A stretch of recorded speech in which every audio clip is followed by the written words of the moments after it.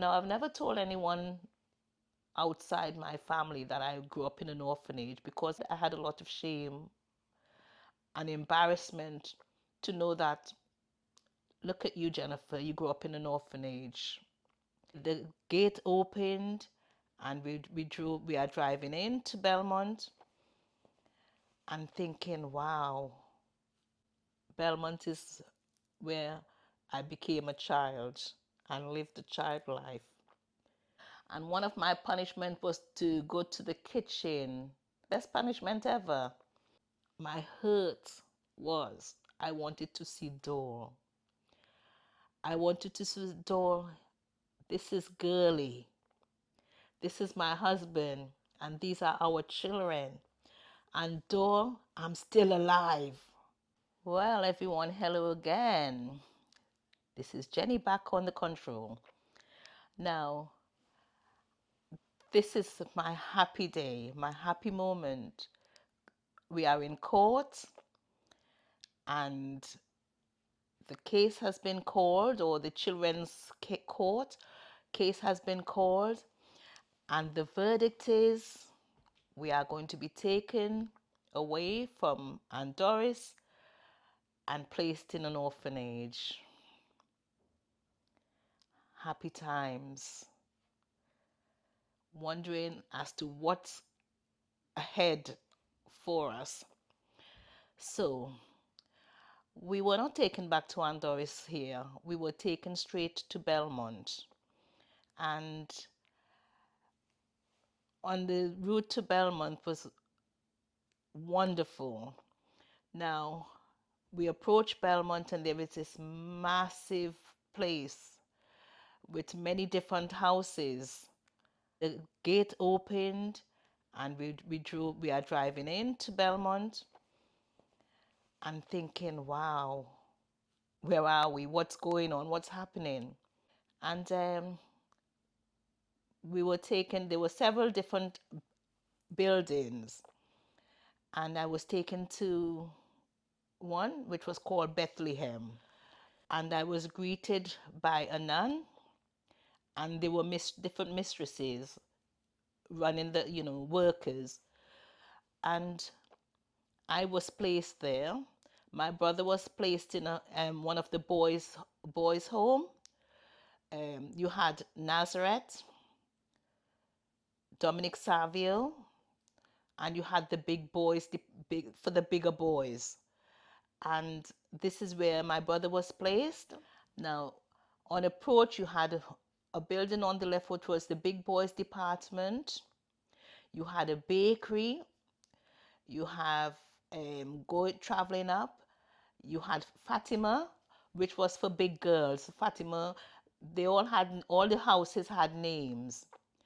Then you pass a big store, which was underneath Fatima. Fatima. Alongside Fatima, you had the convent. It was a beautiful place, really nice. Along the convent, you had Bethlehem. Now, Bethlehem is where I was placed. Bethlehem was the first department for the girls. On the side of Bethlehem, going downstairs, you have Saint Therese. You had Margaretty, and the next alongside Margaretty was Saint Teresa, and you also had a school. There was a big school at the back on the further down. There were many coconut trees. It was a beautiful place. And just going into that, you kind of felt a happy moment. So already I was feeling wonderful. Now, I was placed in Bethlehem. There were several children in Bethlehem of all different ages, and there were big ones and little ones, and we had dormitories. We had different dormitories, which is the same to all the departments. You also had you were placed in houses. So you had Rose House, Maple House, and Shamrock House. Yellow, which I was in Maple House. And I was introduced by the sisters, by the sisters to the mistresses. They were called mistresses. They were carers or workers, and who they were really. It was wonderful. When I arrived, they gave us a meal. I had a lovely meal. Can you imagine a wonderful meal, hot meal, on my arrival? How welcoming was that? And from there, introduced to the children. I can't remember what day it was, whether it was Monday or Sunday, but it was the start of my childhood. I promise I'm not going to cry, but talking is always, although it's happy moment, I don't know. My eyes are always controlling my body. Anyway, being in Bethlehem was wonderful. I settled in, given my bed. I was given clothes, change of clothes. You had underclothes, you had dresses, and somehow I was fitted and kitted with my own bits and pieces.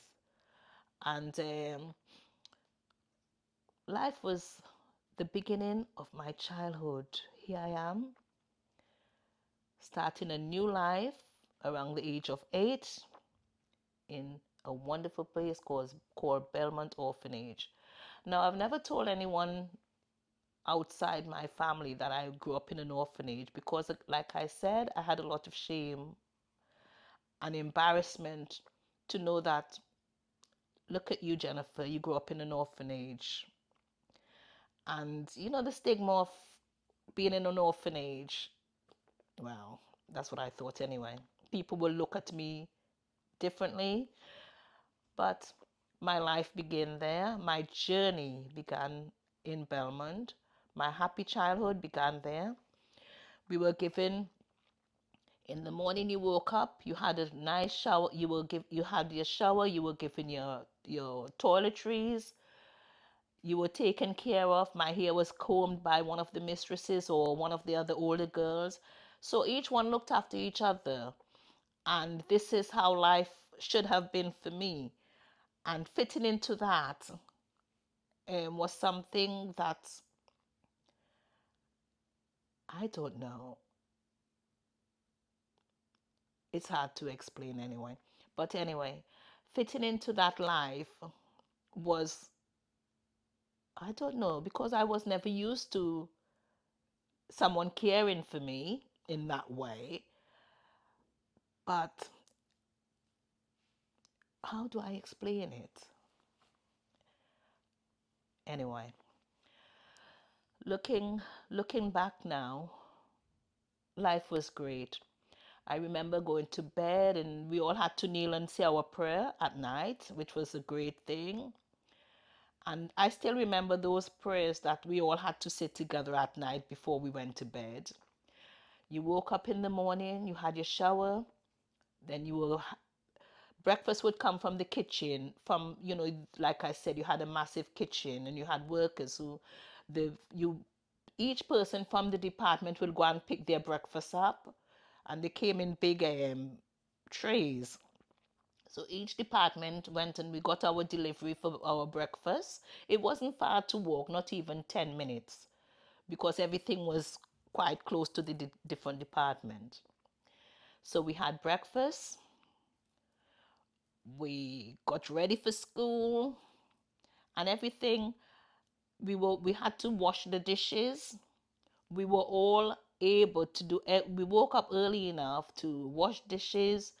Different department, like I said, different groups. Like Maple House, 1 week will have to do the refectory where you ate, and Maple House may have to do the beds. Shamrock House may have to do the cleaning of the outside and so on. So everything was really well organized. And it wasn't like punishment, because everyone, even when you are polishing the floor, we would all be singing, and we were in a line, and you were singing and you were doing your work. So it didn't feel like work. It was brilliant.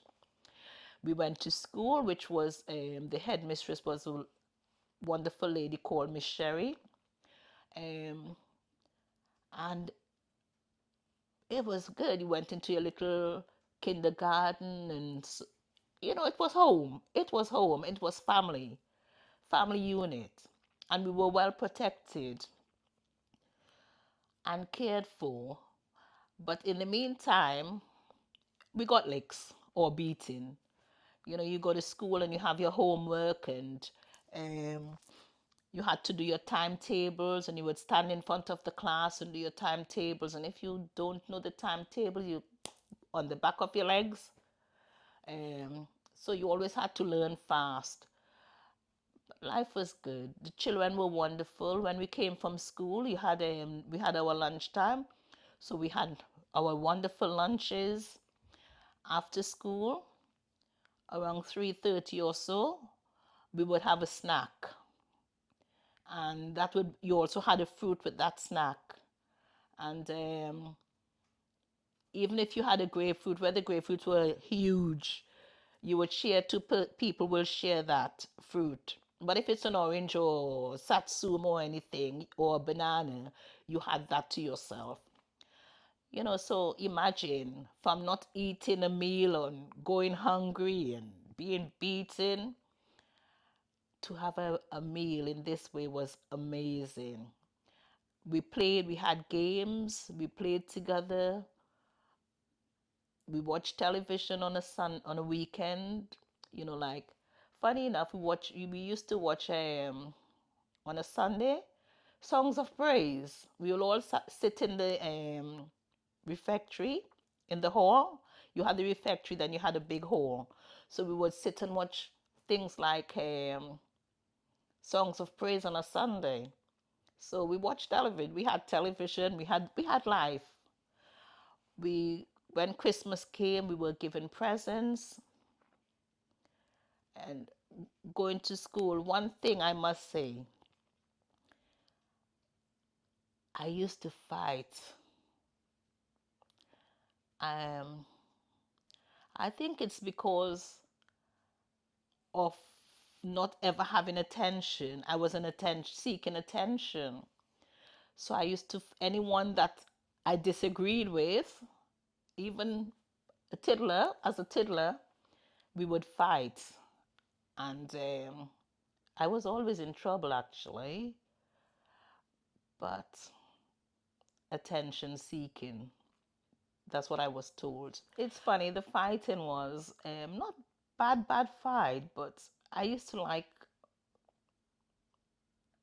it's my way of getting attention because there were so many children. So, sometimes as kids, even having my children, that there's always one who stands out, who wants attention, who is who feel lost. So I think I was feeling kind of lost, but not lost in that way, but lost as in I have to. Oh, here I am with many children. Now I have to find my way. I have to seek something that is mine. So here I used to have little misunderstanding with everyone. Um, my happy moment there too was when in the evening the nuns went and they had their vespers. People who are Catholic would know this is where they go and they pray and they sing. You would sing, and the songs were so beautiful. The love the nuns had for us also they also had the love of God. So they prayed a lot. We prayed too. We had our morning prayer, evening prayer, prayer before breakfast, prayer before lunch, and so on. And there were times when the bigger girls you were given the chance to go to outside school. So some of the children had the opportunity to go to outside school. When I say outside school, they went to colleges. And so we were not just restricted. The only thing with the nuns were the Indians and the lighter skinned children had more opportunity than the black ones. It shouldn't happen, but it did. But as a child, you didn't know that. But when you get older, you know that when you look back at all the children that went to outside, they were given better opportunities um, than the darker children. Yeah, there was a difference. Children were treated differently when it come to education. We were all given a good education on the inside, but different children were given special privileges as to going out of the building, out of the home, and walking and going to private private areas. Yeah. We were taught to do things. We had on a Saturday we were given chores. You had to. I learned to sew. I learned to cook, but then I was already my cooking. My learning to cook was punishment because like I said, I was naughty at times, so I was punished. And one of my punishment was to go to the kitchen. What a best punishment ever. So I was able to eat as I go. We had this lady. We had a wonderful cook, and she was very fat. She had fat arms, and as children, we used to laugh at when she used to. The pots were like very big. They were like cauldrons, and you had a big wooden spoon that you stirred the pots with, and it was good too. That punishment was good because you are taught at the same time. You are doing something. And I was also locked in locked into the broom cupboard sometimes because of being naughty. um but it's nothing to report, to complain about, because I knew then that I was naughty. I was also taken from Bethlehem after a year or so, and because I was misbehaving so much, they put me in Fatima with the bigger girls because the bigger girls can control me, but they didn't. They were wonderful girls in Fatima. There were some other girls that was younger, about not younger, but about the same age, and some a bit older, but they were big teenagers and 16, 17, the bigger girls. But Belmont was a wonderful place. I learned a lot, and I learned to sew in Fatima. I learned to sew by hand in Bethlehem, but when I went to Fatima, I was on the sewing machine. So it was nice because you were taught different things. Um, we did a lot of different things. Um, Knitting, crocheting. Well, from knitting, I did crochet. They said that I held the knitting needles like crochet pins, so they put me to do crochet. The departments were amazing, and it's talking about it. It's, you relive that. It's great. Now, I never forget from Belmont, there was a family that was looking for someone to adopt, and the mother superior thought it was a good idea to introduce me to the family, but not just me, other children. But it so happened that the family had me in mind. But before all this happened, we were being prepared. We were having catechism class for First Communion, and I was so looking for to do have my First Communion, being in a religion and doing religious things, and the learning about the teaching about the Bible was amazing. Catechism, I never forgot when I was asked for one of my catechism questions so I can pass was, what is a covenant? And I was able to remember that a covenant is an agreement which God made with his people. And so I was chosen to do my First Communion. And guess what? I was naughty. So I wasn't allowed to make my First Communion. And I never forgot that on the day of First Communion, when everyone was in their all the girls were in their little white outfits, and I was excluded, and I'm there looking at them. And it was the first time that a punishment affected me in a very big way. But on the other hand, I was rewarded because while they were singing the song, "O Mary, Mother Tenderest Best" from Heavenly Mortal Bowers,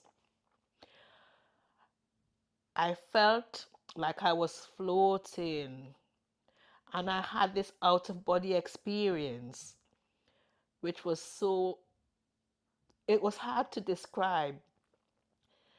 And when it happened, because I wasn't allowed to do the First Communion, I told the Mother Superior of that, what happened while they were doing the First Communion was going on.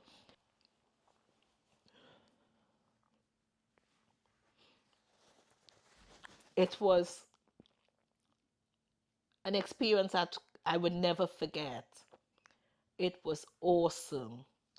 I remember trembling and crying and things like that in church as a child. My first crying in church, not pinching the next person next to me or anything like that, but, paying attention, sitting up and taking notes of what was going on. And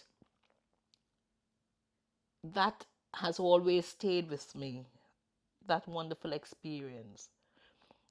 And years later, I wrote to the Mother Superior, and in 1968, she replied to me. I still have that letter from 1968 where she actually explained to me what happened to me and so on. And funny enough, that changed after that. I kind of changed, um, but then by then I had left Belmont. But that letter is with me to this day in my little memory box. Now, going back to the family that came to Belmont looking for a child to adopt. So after seeing me, they decided that I was a good candidate. So plans were now being made for me to move from Belmont to go and live with a family.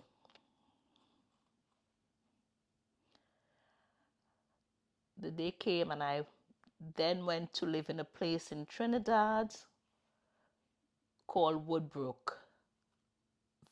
Very nice family, which I will let you know about that another day. But Belmont, my time there was awesome, never to be forgotten. Even when I came to England to meet my mom, age 12, I kept in touch with the nuns. I never forgot them. I've always written to them. When they came to the UK, they went to London on retreat and things like that. So they were able to visit my mom, and it was really nice for me as a child to see the nuns coming to visit my mom home. And even to when I got married and I had my little family, started my family, one of the nuns was able to come and stay with me. In 1988, my husband and I was able to take our 4 children back to Trinidad. And I wanted them to experience the Christmases in Trinidad, you know, and also to see where I grew up and everything else. Because memories, although it was horrible, being in Belmont was great and so on. So it was nice to give them that experience. One was 30, the eldest daughter was 13, second daughter was 12, son of 10 who had a birthday in Trinidad, and the baby was the toddler. And it was just nice to take the children back to the homeland, and they were able to go to the orphanage to see where the orphanage was and to walk around. And honestly, you don't know how great that experience was to see the people that cared for us when we were young. And oh, it was magical. But my hurt was I wanted to see Dor. I wanted to see Dor. This is girly. This is my husband, and these are our children. And Dor, I'm still alive. That hurts me a lot because I wasn't able to confront her so that she can see where I am and where I came from and where I am on that day in 1988. But we still had a great time. We spent 3.5 months in Trinidad with the children to the point they didn't want to come back to the UK. But all good things come to an end. They experienced Christmas, they experienced Carnival, they experienced the school in Trinidad, they experienced the hospital unit because one of my eldest daughter was ill. And on Christmas Day, she was taken to the hospital. So the children experienced all those things in Trinidad. And I give thanks that we were able to show them that part of my life, you know. So I thank God for that bit, always. And so from Belmont, my journey was going to be a totally different one. My life in Belmont, like I said, was fantastic. And it's my happy moment and my happy place that if I had to live my life, like I said to my family, it have to start from Belmont, nowhere else. Belmont is where I became a child and lived a child life. Remember, from everything that is bad, you do not have to go through life with that badness or hate or vengeance. You don't have to go through life thinking, well, they made me suffer, so I'm going to let someone else suffer. My suffering, I appreciate it, and I thank God that I was able to live my life with my children on a different wave. What I never had in life, I wanted my children to have. I didn't want my children to live in fear of having to come home from school, or if I went to work and I'm coming home, they would be wetting themselves, or they'd be running and curling up in a ball in a corner. I didn't want that for my children. I wanted a better life from my life for my children. So whatever life throws at us, we need to just get up, forgive those who have wronged us, and make a path that you would like or would have liked to have, and make it better for the people around you, because life is short. And I appreciate the wrongs. I appreciated, sorry, I appreciate the wrongs that was done to me. I can't say I appreciated the hurt, but everything that happened have made me a better person, I think. I hope anyway. And there are things that happen that is beyond our control. And I pray that we can all see each other as a human, a person, a child, a mother, a father.